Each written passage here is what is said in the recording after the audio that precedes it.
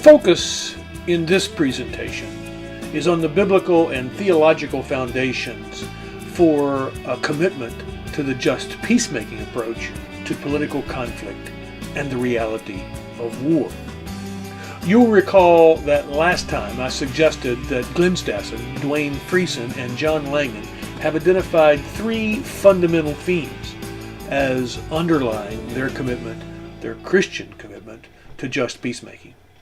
Those three themes they label initiatives, justice, and love and community, as shown here. In this presentation, we'll explore these three in great detail. With regard to the first theme, Stassen, Friesen, and Langan say that just peacemaking finds its justification, first, in a biblically informed concept of discipleship grounded in the life, teachings, death, and resurrection of Jesus Christ. In explaining this, they make two interesting claims. First, they say that the essence of Christian faith and life, its foundation, the thing above all else that makes one a Christian, is the following of Jesus in obedience to his call to discipleship, and that this is more fundamental than anything one happens to believe about Jesus. What are they getting at here? For many Christians, if you ask them what it means to be a Christian, the first thing they would talk about is things Christians believe about Jesus. Being a Christian, they might say, means that you believe Jesus is the Son of God who died for your sins, that you might be forgiven. Stassen, Friesen, and Lange are saying that's wrong.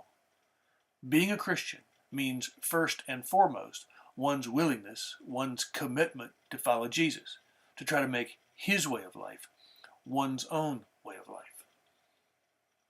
Now, the second thing they say is this: following Jesus, being his disciples, involves, among other things, participation in what they call peacemaking initiatives. They suggest that the Sermon on the Mount, to which we've referred previously as a collection of Jesus' most remembered teachings found in the Gospel of Matthew in chapters 5 to 7, that Sermon on the Mount is the closest thing we have to a definition of the way of life to which Jesus calls us.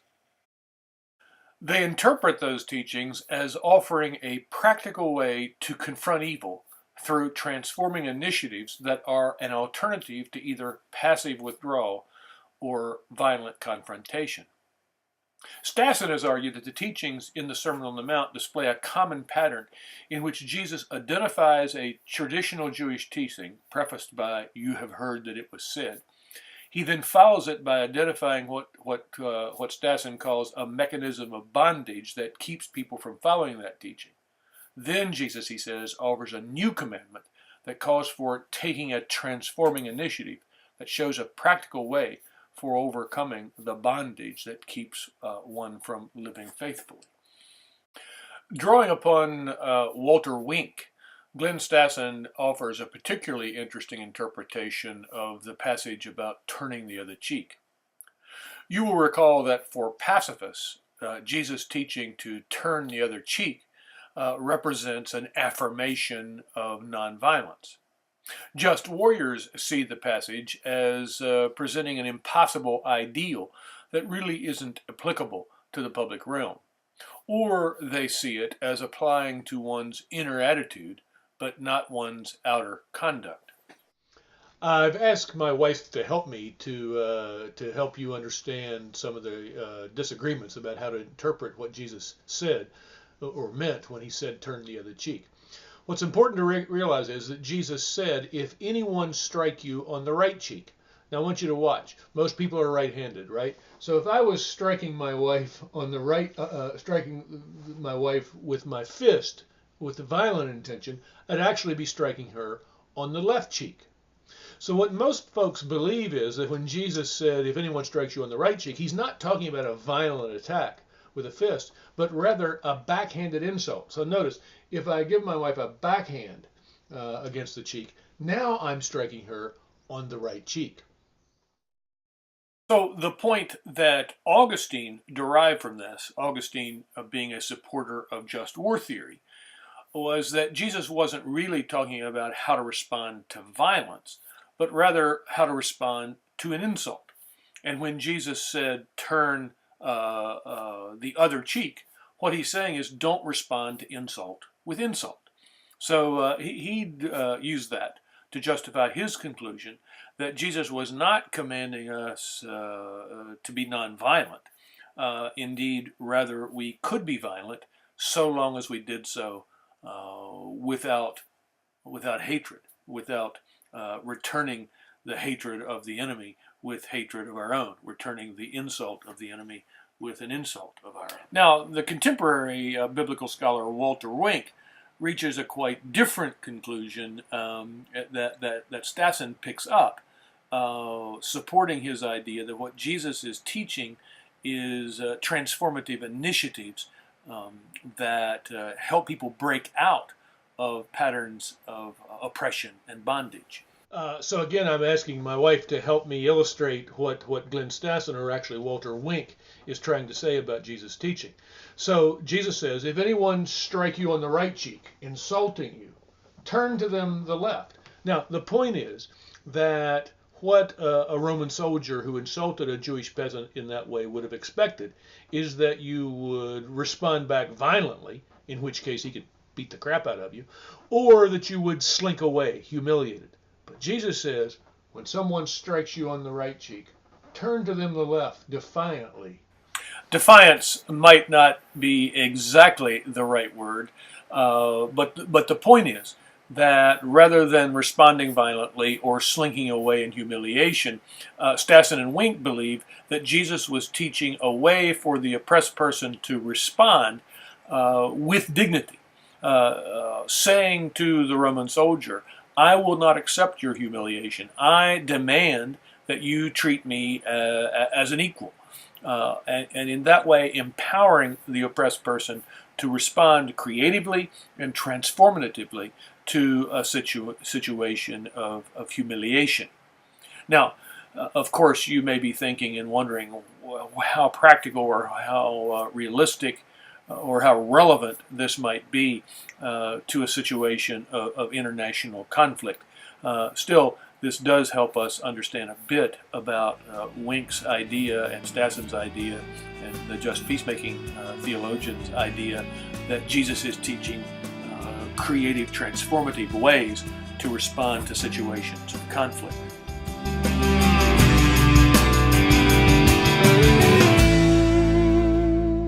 The second aspect of the argument for just peacemaking is the claim that Christian communities or churches should be committed to working for God's reign or kingdom of justice and peace in a broken world. In this context, they note that, quote, justice is central to the biblical story from beginning to the end. This, of course, is a point that I have made in the discussion of the principle of justice back in the first unit of the course. I also insisted that justice is a moral priority for those who seek to be faithful to Jesus, and this is consistent with Stassen, Friesen, and Langen's rejection of the idea that faithful Christians and faithful churches can be disengaged from politics. The church does not exist, they insist, simply for itself, or we might say for the benefit of its members or Christian believers, but to participate in the liberating power of God's reign in the world. That is the church's purpose. In the context of naming this as one of the foundations for just peacemaking theory, they quote a Roman Catholic document produced by an international synod or meeting of bishops in 1971. Those bishops said, action on behalf of justice and participation in the transformation of the world fully appear to us as constitutive dimensions of the preaching of the gospel, or in other words, of the church's mission for the redemption of the human race and its liberation from every oppressive situation. This is all consistent with ideas I presented to you in the discussion of the idea of the kingdom or reign of God. As I insisted back in the first unit of the course in considering key aspects of a biblical or Christian worldview, the salvation or redemption that the Bible announces and that shapes a biblically grounded Christian hope is not simply about souls going to heaven in the next life. Rather, it's about a complete renewal or redemption of all things, and that includes renewal or redemption of our broken economic, political, and social lives. It includes justice, that is, the elimination of those institutions, policies, and practices that produce human degradation and oppression. On the course website, I made available to you a document on war produced by the United States Catholic Bishops' Conference called "The Harvest of Justice is Sown in Peace." I encourage you to take a look at that document, which interestingly affirms the relevance of both just war theory and Christian pacifism. What is especially relevant here is its emphasis on peacemaking. Pay particular attention to the first section entitled Theology, Spirituality, and Ethics for Peacemaking. Notice the connection they draw between the gift of peace from God and our moral responsibility to be peacemakers. They write, "We should never forget that peace is not merely something that we ourselves as creatures do and can accomplish, but it is, in the ultimate analysis, a gift and a grace from God. By its nature, the gift of peace is not restricted to moments of prayer. It seeks to penetrate the corners of everyday life and to transform the world." After discussing what it calls peaceable virtues, the characteristics that shape the lives of people and communities who are effective peacemakers, it describes a biblically based vision of peace. In that context, the U.S. Catholic bishops make a point that is consistent with just peacemaking theory. "It must not be forgotten," they write, "that at the root of war there are usually real and serious grievances, injustices suffered, legitimate aspirations frustrated, poverty and the exploitation of multitudes of desperate people who see no real possibility of improving their lot by peaceful means. Development not only serves the interest of justice, but also contributes greatly to a lasting peace." In referring to development, of course, they have in mind economic development and the development of just and democratic political institutions.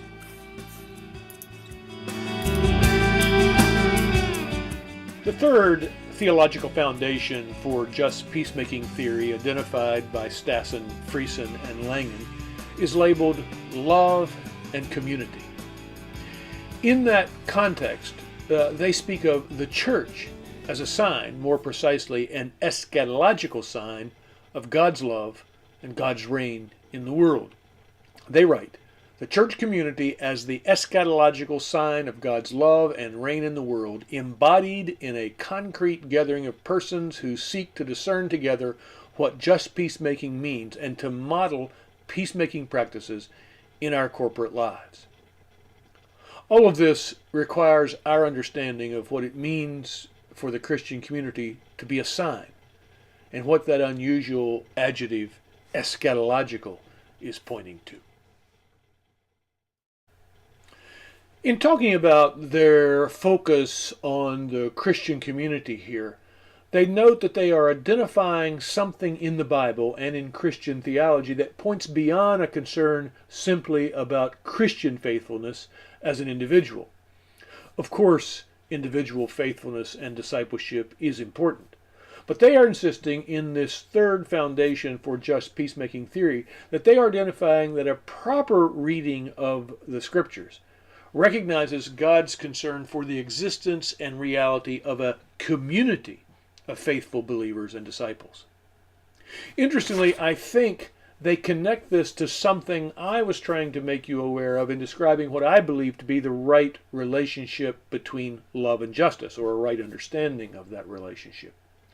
You'll recall that I have argued that justice is best understood as simply love's expression in an institutional context. Part of the point I was making there is that responding effectively to the needs of the neighbor, which love requires us to do, can only be accomplished by reforming the social, political, and economic institutions that sometimes are the primary reasons such human needs exist.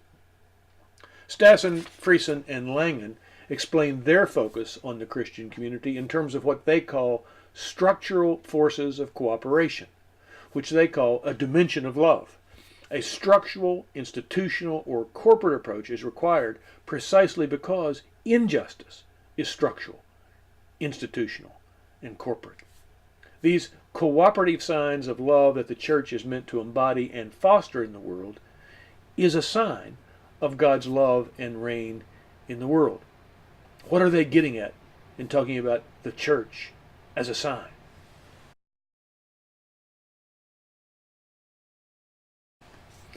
They are making a point here quite similar to one I pointed to in trying to explain to you what witness pacifism is.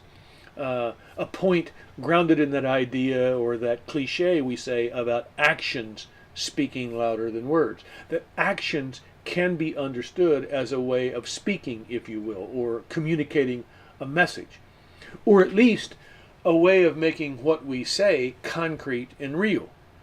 Could we say that we recognize we must walk the walk and not simply talk the talk? Christians, of course, recognize an obligation to proclaim the gospel, to tell the good news of God's love for the world and God's ongoing care for the world, the good news of God's promise of a world made new, the promise of the coming of God's kingdom or reign, where tears will be wiped from every eye and the hungry will be fed and the poor blessed. The point that Stassen, Friesen, and Langen are making here is that Christian proclamation can only be effective or valid, Christian life together can only be faithful, when it is embodied in a community that displays the reality of what it proclaims. Think of it this way. Christians can say that God is making all things new, renewing individual lives and transforming communities. That is believable only if there is some kind of concrete, visible evidence for it. And the Christian community, the church itself, should be such evidence.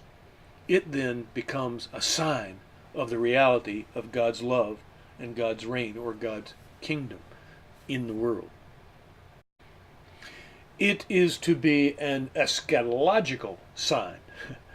Don't let that unusual word give you despair.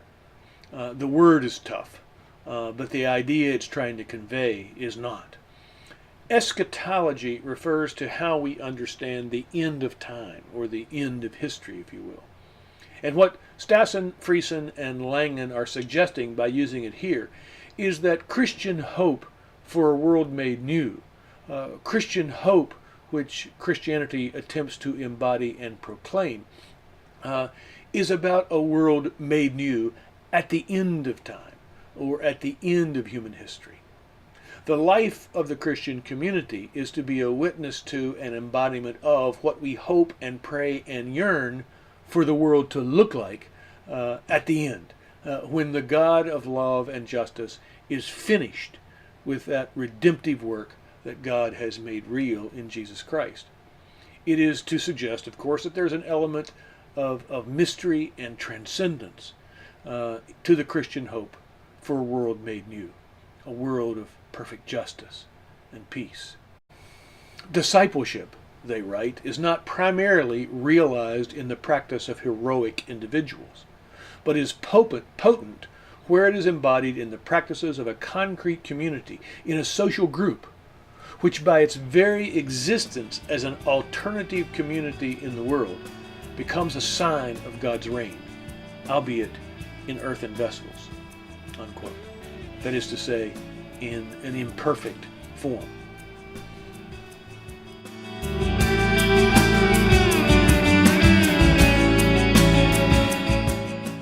Well, this concludes our discussion of the theological basis for just peacemaking.